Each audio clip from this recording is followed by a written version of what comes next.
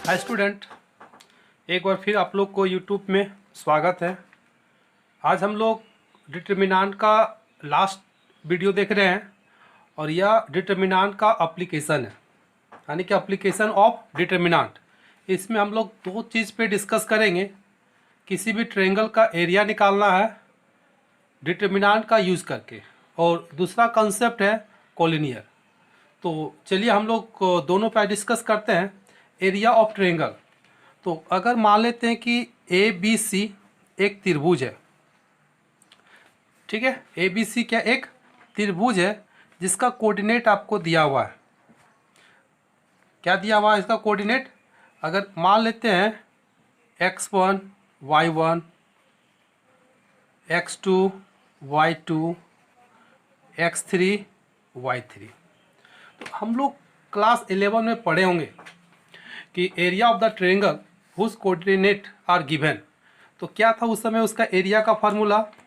तो फार्मूला था area of triangle A B C equal to, हम लोग याद किए थे, हाफ से ही शुरू होता था, जिसमें x1 हम लोग कैसे याद करते थे? देखिए 1 से शुरू हुआ है तो 1 के बाद 2 y2 y3। फिर देखिए x1 है तो यहाँ पे हम लोग लिखते थे प्लस x2। देखिए 2 के बाद क्या होगा? 3 के बाद फिर हम लोग 1 चलते थे, अब प्लस x1 x2, तो फिर यहाँ पे क्या लिखते थे? x3। तो x3 के बाद 1, यानी कि y1 माइनस y2। यह था एरिया कोऑर्डिनेट वाला कंसेप्ट से। लेकिन हमको यहाँ यूज़ करके निकालना है किसका? डिटर्मिनेंट। जब इस टर्म को अगर हम डिटर्मिनेंट में एक्सप्रेस करेंगे तो यह कन्वर्ट हो जाएगा तुम्हारा area of triangle A B C. ये तुम्हारा हो जाएगा half determinant x1 x2 x3 y1 y2 y3 1 1 1। ये तुम्हारा फार्मूला हो जाएगा किसका? डिटर्मिनेंट का। यानी कि अगर किसी भी ट्रायंगल का तीनों वर्टिसेस यहाँ पे दिया हो, x1 y1 x2 y2 x3 y3, तो इस डिटर्मिनेंट में बैठा देना है और डिटर्मिनेंट का वैल्यू निकाल देंगे तो मेरा एरिया निकल जाएगा किसका? तो ट्रायंगल ए बी सी का। अब हम लोग दूसरा कंसेप्ट पे बात करेंगे, क्या? कोलिनियर का। कोलिनियर का कंसेप्ट भी हम लोग ज्योमेट्री में पढ़ चुके हैं, तो हम लोग थोड़ा सा बात कर लेते हैं कि कोलिनियर का कंसेप्ट क्या होता है। अगर 3 पॉइंट अगर हम लेते हैं ए बी सी, यहाँ पे 3 पॉइंट पे ही चर्चा करना है। अगर तीनों पॉइंट किसी एक ही लाइन पे लाई करता है तो हम ए बी सी तीनों पॉइंट को क्या बोलते थे? कोलिनियर। और वहाँ पे कोलिनियर होने के लिए क्या दिखाते थे? एरिया को 0 दिखाते थे। हम लोग मान लेते हैं कि लेट 3 पॉइंट लेते हैं, ए जिसका कोऑर्डिनेट है x1 y1, बी कोऑर्डिनेट हो गया x2 y2, एंड सी इसका कोऑर्डिनेट हो गया x3 y3। इसको हम लोग बोलेंगे are said to be collinear, ठीक है। इसको कोलिनियर हम लोग कह सकते हैं अगर इफ इसका जो एरिया होगा, area of A B C का जो एरिया बनेगा, area of triangle A B C कितना होना चाहिए? 0। अगर कोई लाइन, अगर किसी भी लाइन का एरिया पता है कितना होता है? 0 होता है। अगर इस ट्रायंगल का एरिया 0 निकाल देंगे, इसका कहने का मतलब है कि तीनों पॉइंट एक ही लाइन पे कंटेन कर रहा है, अनिश्चित कर रहा है।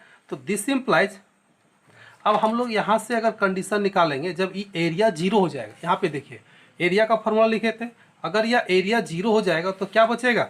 सिर्फ डिटर्मिनेंट बचेगा x1 x2 x3 y1 y2 y3 1 1 1।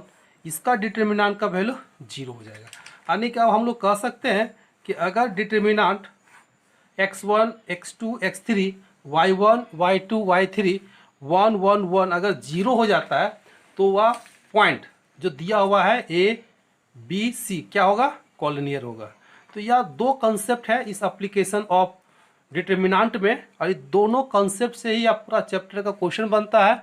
यह बहुत ही आसान एक्सरसाइज है, ठीक है। तो हम लोग फिर इसके बाद ये दोनों को लिख लो, फिर इसका हम एप्लीकेशन यानी कि इसका प्रॉब्लम देखते हैं। चलिए हम लोग आते हैं, देखिए क्वेश्चन दिया है कि find the area of triangle ABC whose vertices are, A दिया है, B का वर्टिसेस दिया है, C दिया है। तो अब हमको निकालना है कि अगर मान लेते हैं ट्रायंगल बना दिए, ठीक है, ABC तीनों ट्रायंगल का वर्टिसेस है, तो इस ट्रायंगल का एरिया निकालना है। तो हम लोग के पास x1 x2 x3 सबका वैल्यू चाहिए। चलिए हम लोग फाइंड करेंगे, कहाँ से वैल्यू निकालेंगे। तो या जो दिया हुआ है देखिए ABC तीनों का जो वर्टिसेस दिया हुआ है, हम लोग जैसे यहाँ लिखते हैं 2 7, B का वैल्यू है 1 1, C का वैल्यू है 10 8। तो हम लोग यहाँ से अगर फाइंड करते हैं तो x1 का वैल्यू क्या हो जाएगा 2, ठीक है, y1 का वैल्यू कितना हो जाएगा 7, x2 का वैल्यू कितना हो जाएगा 1, y1 का वैल्यू कितना हो जाएगा 1, x3 का वैल्यू कितना हो जाएगा 10, यहाँ y2 होगा, y3 का वैल्यू कितना हो जाएगा तो 8। तो इस तरह से देखिए x1 x2 x3 y1 y2 y3 का वैल्यू हम लोग यहाँ से निकाल लिए। अब हम लोग को पता है कि एरिया ऑफ ट्रायंगल ABC कितना है, half, determinant x1 x2 x3 y1 y2 y3 1 1 1, यही होता है। चलिए यहाँ पे हम लोग चलिए वैल्यू बैठाते हैं। हाफ x1 का वैल्यू देखिए यहाँ पे 2 है, x1 का वैल्यू 1 है, x3 का वैल्यू 10 है, y1 का वैल्यू 7 है, y2 का वैल्यू 1 है और y3 का वैल्यू 8 है, और इधर से पहले से 1 1 है। अब हम लोग बात करते हैं कि डिटर्मिनेंट में जैसे 1 1 है, तो हम लोग कोशिश करते हैं इसको जीरो करने के लिए। क्यों? क्योंकि सॉल्व करने में इजी हो जाएगा। तो R1 को चेंज करेंगे R1 माइनस R2, और R2 को चेंज करेंगे R2 माइनस R3। चलिए चेंज करते हैं। तो अब इसको इससे घटाएंगे, ठीक है। तो 2 में 1 जाएगा तो 1 बचेगा, 7 में 1 जाएगा तो 6 बचेगा, 1 में 1 जाएगा तो 0। अब इसी तरह से इसको इससे घटाएंगे, तो 1 में 10 तो -9, 1 में -8 तो -7, ये 0 हो जाएगा। यहाँ से 10 8 1, ठीक है। अब इस 1 को लेके हम लोग एक्सपेंड करते हैं, तो चलिए एक्सपेंड कर देते हैं। तो हाफ ये ख़त्म हो जाएगा तो बचेगा 1 -9 6 -7। क्लियर है? अब चलिए इसको सॉल्व करते हैं, क्रॉस मल्टीप्लाई। हाफ इधर से -7 हो जाएगा, अब माइनस माइनस प्लस, 9 6 जा 54। चलिए हाफ, अब 54 में 7 चला जाएगा, कितना बचेगा 7 3 47। अब 47 इंटू 2 तो कितना हो गया 47/2, ये हो गया स्क्वायर यूनिट। आंसर निकल गया एरिया। देखिए हम लोग डिटर्मिनेंट मेथड से एरिया निकाल दिए, ठीक है। अब इसके बाद हम लोग इससे रिलेटेड कुछ और क्वेश्चन एक देखते हैं, ठीक है। चलिए हम लोग बात करते हैं एक अदर क्वेश्चन, दूसरा टाइप का है, हम लोग इसको टाइप 2 लिख सकते हैं। तो टाइप 2 में क्या क्वेश्चन कर रहा है कि find the equation of the line joining A be using determinant. कहता है कि एक इक्वेशन निकालना है, ठीक है, जिसका 2 पॉइंट क्या करता है ए बी सी दिया हुआ है ना, और तीसरा पॉइंट नहीं दिया है। तो हमको क्या निकालना है, एक लाइन का इक्वेशन निकालना है।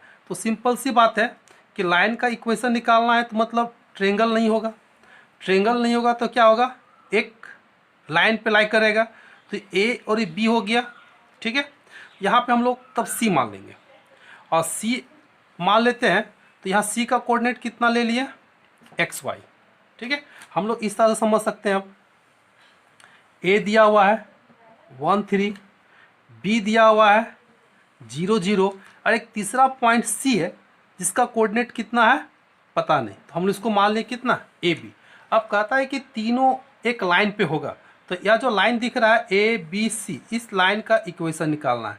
तो सबसे पहले हम लोग बात करेंगे कि जब तीनों एक लाइन पे है तो यह कंडीशन किसका अप्लाई होगा, कॉलिनियर का अप्लाई होगा, यानी कि तीनों किस में हो जाएगा, कॉलिनियर पे हो जाएगा। तो हम लोग मान लेते हैं कि लेट तीसरा पॉइंट कितना है एक्स वाई है, और चूंकि A B C B A line, तो दिस इम्प्लाइज लाइन है, इसका मतलब क्या होगा कि ए बी सी कॉलिनियर होगा। क्या होगा, कॉलिनियर होगा। और जब कॉलिनियर होता है तो एरिया क्या हो जाएगा, तो देयरफॉर कंडीशन क्या लिखाए थे, x1 y1 sorry x1 x2 x3 y1 y2 y3 1 1 1, इसका वैल्यू कितना था 0 था।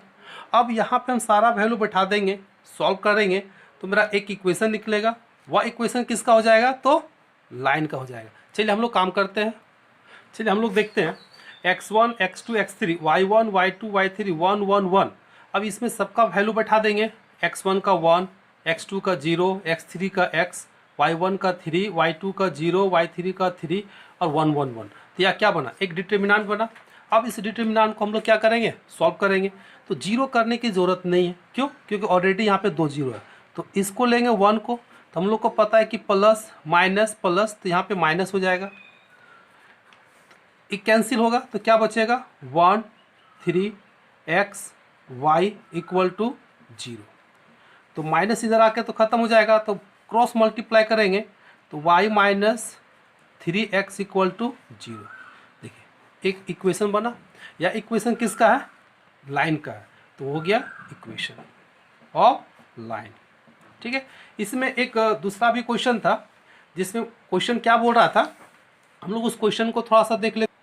देखिए इस क्वेश्चन में आगे लिखा हुआ है कि find the value of D, D का देखिए यहाँ पे दिया हुआ के और 0। ठीक है, फाइंड द वैल्यू ऑफ, या के लिख सकते हैं, of D is a point such that, जो ट्रेंगल बनेगा और उस ट्रेंगल का जो एरिया होगा, उस एरिया दिया हुआ है, कितना दिया हुआ है 3 स्क्वायर यूनिट। अब यहाँ पे हम लोग यहाँ पे एक डी लेंगे इस तरह से, और डी का कोऑर्डिनेट कितना है के और 0। तो देखिए एक त्रिभुज बन गया। अब इस ट्रेंगल का एरिया दिया हुआ है कितना 3 यूनिट, कितना दिया है 3 यूनिट। तो इसका एरिया दिया हुआ है, तो हम लोग को निकालना क्या है, के निकालना है। ठीक है, समझ में आ गया। इसमें 2 क्वेश्चन था, एक तो निकल गया, अब दूसरा निकालेंगे। चलिए सेकंड क्वेश्चन पे हम लोग आते हैं। तो ए बी सी यहाँ पे दिया हुआ है, यानी कि x1 का वैल्यू 1, y1 का वैल्यू 3, x2 का वैल्यू 0, y2 का वैल्यू 0, x3 का वैल्यू k, y3 का वैल्यू 0। अब एरिया दिया हुआ है, area of triangle equal to कितना दिया है 3 स्क्वायर यूनिट। ठीक है, तो हम लोग फार्मूला लिखेंगे, area of triangle A B C क्या था, half determinant x1 x2 x3 y1 y2 y3 1 1 1, यही था। चलिए इसका वैल्यू कितना दिया हुआ है 3 यूनिट। इधर हम सबको वैल्यू बैठा देते हैं, x1 का वैल्यू 1, x2 का वैल्यू 0, x3 का वैल्यू k, फिर इसका वैल्यू 3 0 0 1 1 1। यहाँ पर भी 0 0 करने की जरूरत नहीं, क्योंकि 2 वैल्यू 0 है। 3 को लेंगे हम लोग, तो 3 इक्वल टू 3, तो कौन बचेगा देखिए, तो 0 इधर से k 1 1। चलिए 3 3 ऐसे भी कट जाएगा, 1 इक्वल टू क्रॉस मल्टीप्लाई होगा तो माइनस के, तो देयरफॉर के का वैल्यू कितना निकल जाएगा -1 निकल गया। ये तुम्हारा हो गया आंसर। ठीक है, तो इस टाइप के क्वेश्चन भी हम लोग बना सकते हैं। आगे और 1 2 क्वेश्चन हम लोग देख लेते हैं। हम लोग इसमें थोड़ा सा डिस्कस करेंगे कि 1/2 देखिए यहाँ पे छूटा हुआ है, तो यहाँ पर भी 1/2, तो यहाँ पे 2 हो जाएगा।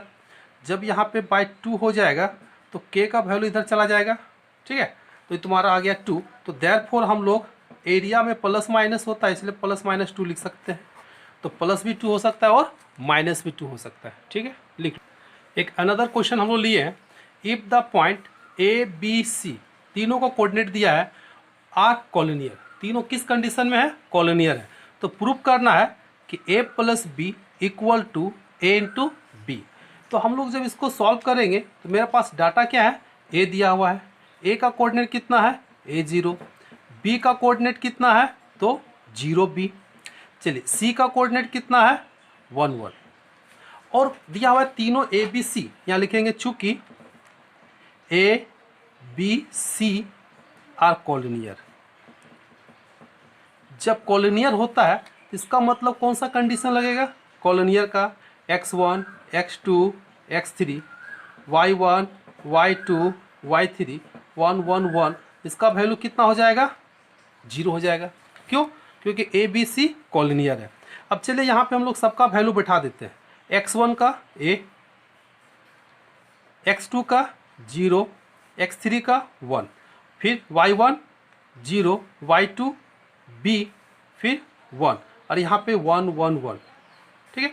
हम लोग चलते हैं कि इसको 0 कर देते हैं, और नहीं तो इसको ऐसे भी एक्सपेंड कर सकते हैं। चलिए 1 a को लेते हैं, तो यहाँ से b 1 1 1 बचेगा, ये तो 0 ख़त्म हो जाएगा, फिर प्लस 1 हो जाएगा, तो 0 1 b 1 इक्वल टू क्या होगा 0 होगा।